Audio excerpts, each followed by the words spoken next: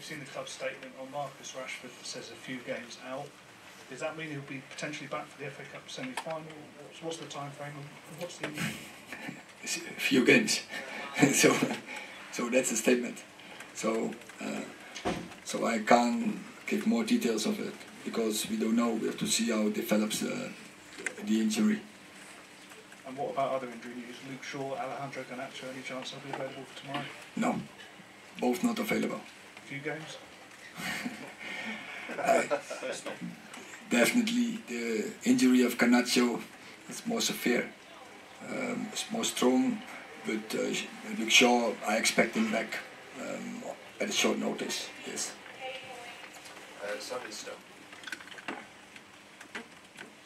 You've waited a long time for Anthony Martial to come back. Is there a concern with Marcus now out that you need to rely on him more than you would have wanted to, given he's been out for so long with injury?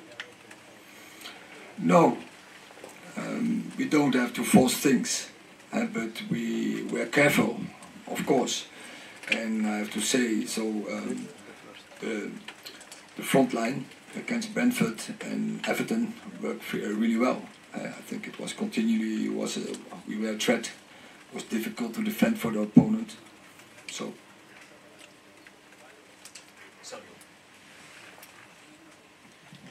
Question for both of them, mate. Eric, is Anthony Martial, he's back into the team. Is he under consideration to start for tomorrow night's game?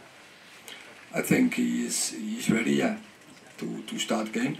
But as I said, the front line against the Brentford did really well, and then we decided to continue that against Everton, and they did again very well. And the advantage was also that we can bring Anthony Martial slow back, but in the team, give him minutes, get him used to game at the highest level, to higher intensity. But I think already against Everton he was ready to start again. And David, you're approaching 12 years at Manchester United now. You're coming towards the end of your contract. Is there any concern on your part that you may not renew at the club, or are you still expecting to stay at the club next season and beyond? Well, I think it's time to be focused on games, because we play many games in a row, so it's not time to lose the focus and think about contracts. So yeah, now my mind is just ready to go and keep playing as my best. That's where my mind is, in keep going and be focused on training and playing games. Eric, with Christian Eriksen coming back, I know when he was injured you spoke about his importance to the team. How much more dangerous are you as a side with Christian Eriksen in it? I think the balance in the midfield was a long time very good with Casemiro, Christian Eriksen and Bruno. And Christian had his part aside to Casemiro. I think the cooperation between them two was really well. Casemiro, the balance player, the link-up player, and then Christian Eriksen can support him in the link-up, but also go to the final part of the game. He creates chances, key actions, key passes, final passes. So yeah, for us he was a really important player. I think he had 7-8 assists only in the Premier League. That tells the story how important he is for our front players, because he sees the pass and he can give the pass. Neil. Eric, you've always defended Anthony Martial when he's constantly in and out and in and out. Isn't this really time for him to step up? Not play 2 games and be out for 3 games and stuff like this, because we haven't seen the best of him for a long time. You say I defended him, but I just point to the stats. And the stats are telling you that he is, in the moment he's on the pitch, so he's, then the time that he needs for a goal, and that is really less. And when he is in the team, I refer to games as against Man City, against Liverpool, when he is in the team. We play our best football and we have the best results as a team. So yeah, if you then tell, yeah, I defended him, yeah, just pointing to the stats, and I see how he contributes to this team.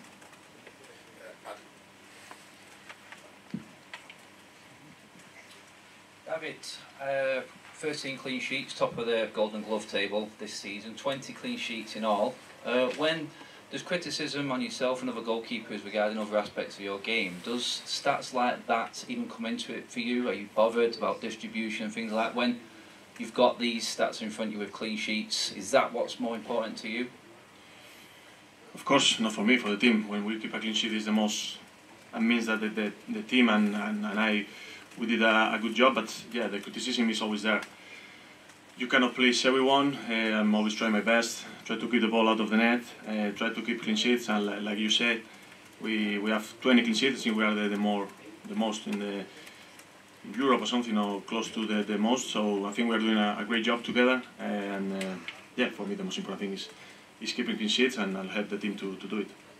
Quickly, Eric, you've talked about the team defending. Is that a big part of that this season? And obviously a chance for rotation again tomorrow night. Harry Maguire is in contention to start the game again tomorrow night ahead of possibly Rafael Varane. I think he's for every game. He's in contention because he's a very good player, and we have seen on Saturday how good he is also in the team cohesion. He was doing really well, so he's always in contention. But we have more. I think I'm happy how my team is defending. I think we're defending with 11, and we have a great goalie, and that gives us and brings us so many clean sheets, and we are happy with that. But we have to do it every game. We know that, and we have to keep the discipline in defending, pressing in the defense transition, especially in defending the set plays. And I think we're making good progress, but we have to keep that process going. And because we are not satisfied, we want to do more. And we know if you want to win leagues, if you want to win competitions, clean sheets is also always the base of it. One at the back.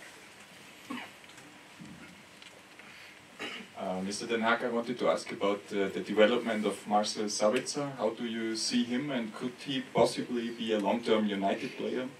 Do you think about signing him over the summer? He's doing fantastic. So he really well adjusted to Manchester United, to Premier League. As a person, he's a great person. He really suits really well in our dressing room and in our game. He's an intelligent player, and we are happy with the role he takes in this moment. One in front. Thank you. Jonas Hebo, Danish television.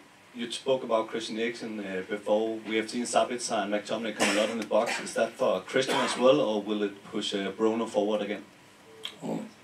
We want to play dynamic. We want to surprise opponents, and not so.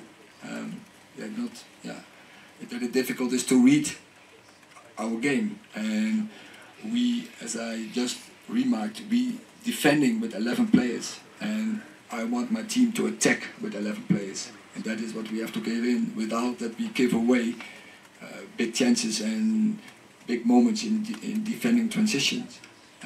So we're working on that game every day and every game, and we have to improve every game.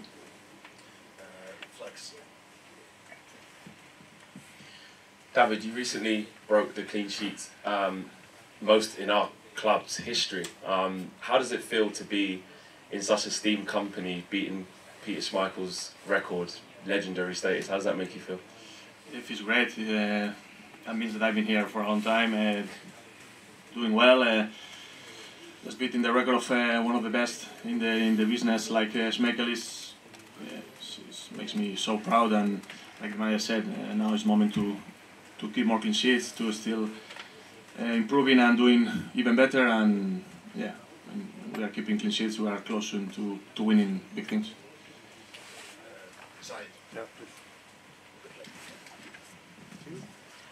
Eric, I know that Sevilla are not having the best season at the moment in La Liga, but like Real Madrid in the Champions League, Sevilla are the kings of the Europa League. So how weary are you about them? What are you expecting of them tomorrow? Your question already tells the answer. Because they have a big reputation winning the Europa League. They won the Europa League the most of all clubs in Europe. So that is a magnificent record. And so we have to be aware of it because that's their target, and we are sure they are 100% motivated to go again. And yeah, so if we want to beat them, we have to play our best football, and everyone has to deliver their best performance. And when you don't do it, we have a problem. So we need fully focused and fully prepared for this game.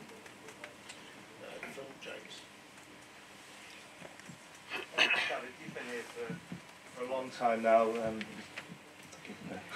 many ups and downs. Does it feel different this season? You've already won a trophy. There's a general feeling, I think, among fans that they've got their United back, if you like. Do you feel this is different? Yeah, probably. I think the manager brings the winning mentality. I think some players brings as well this winning mentality. So yeah, I think we're in the right way. For sure, we are playing really good football, winning big games. Already won one cup. I know it's not enough, but we are in the really good way. And yeah, I think we are all enjoying. The dressing room is really close together. The players are doing everything and giving his 100% in training and in the games. And I think everyone is enjoying playing for this club. And yeah, we're still in 3 competitions this season. We still a lot to play, but I think, yeah, I guess I said again, we are in the right way. Last 2 questions, Richard and Paul.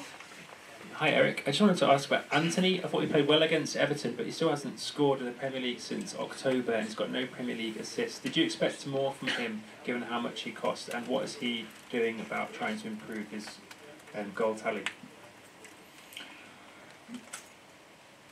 Of course, we expect from frontline players they are not only a threat, but also that they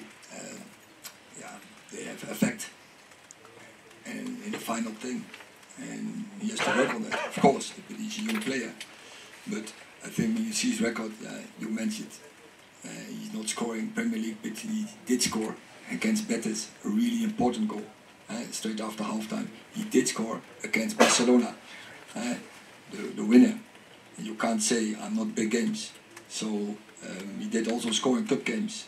So and if you can do it in this such games, you can also do it in Premier League games. So I don't have a concern about that. But yeah, like many more players from us, we have to step up, and he has to step up as well. And we have to win games together. And so that is my experience with him. And when he's a team, he's a fighter. He likes challenges, and with him in the team, teams are winning. And that's why I think he is in the Seleção. That's why he's also often selected in the Seleção to play in the start 11. And so when he's still a very young player, he can kill opponents. We have seen on Saturday when the manager from Everton after half-time, he brings another player because he's killing the left fullback, and he's able to do it. But also for him, what I say, it counts. You have to do it every game because he's capable of doing it. Last question, Paul. Eric, just coming back to Marcus, he's really enjoying his football this season in the form of his life. How's he taken the news that he'll be out for a while, and what can you do to kind of keep his spirits up for the rest of the season? Oh, of course it's a setback, and he's disappointed about, but he's not totally broke, because he will return quickly, and so he's optimistic, and he's started straight on his recovery and his rehab, and that helps to get back soon. Okay, thank you very much.